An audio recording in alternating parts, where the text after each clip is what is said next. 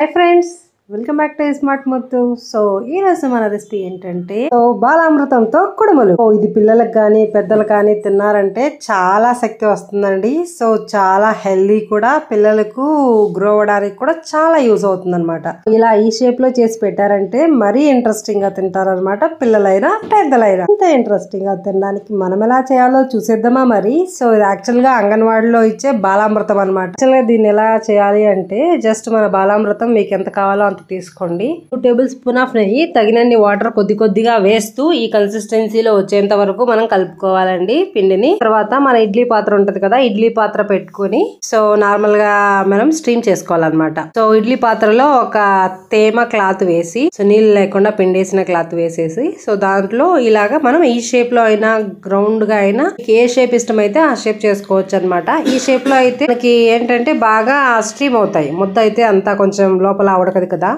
ఇదైతే బాగా అవుతుంది అనమాట. మీ క్వాంటిటీ మొత్తం ఇలా షేప్ లో చేసుకొని వేసేసుకోవాలన్నమాట. వేసిన తర్వాత ఈ క్లాత్ మనం ఇలా చేసుకోవాలి. చేసుకున్న వీటిని మొత్తం మన క్వాంటిటీ ఎంత ఉందో అంతా పెట్టేసేయాలి. పెట్టేసిన తర్వాత ఈ క్లాత్ తో క్లోజ్ చేసేయాలన్నమాట.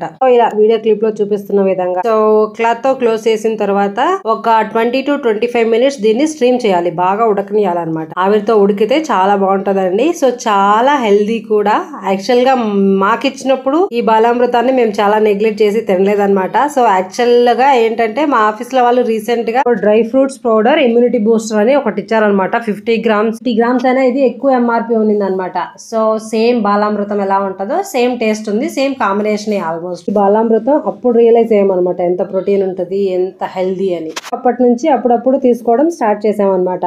సో అందుకనే మీకు కూడా షేర్ చేద్దాము ఈ హెల్దీ రెసిపీని ఒక్కసారి. సో అయితే షేర్ చేస్తున్నానండి. సో నార్మల్ గా అయితే పౌడర్ గా కొంచెం పొరబోతుంది, ప్లస్ కొంతమంది ఇష్టపడరు తినడానికి. ఇలా చేసుకొని తింటే చాలా ఇష్టంగా తింటారు చిన్న పిల్లలు కూడా. మీరు ఒకసారి ట్రై చేసి మీకు నచ్చిందో లేదో కమెంట్స్ లో చెప్పండి. So thank you so much, bye. మరిన్ని క్విక్ అండ్ సింపుల్ రెసిపీస్ కోసం స్మార్ట్ ముత్తు యూట్యూబ్ ఛానల్ ని సో లైక్ చేయండి, షేర్ చేయండి. Thank you so much. Subscribe for more.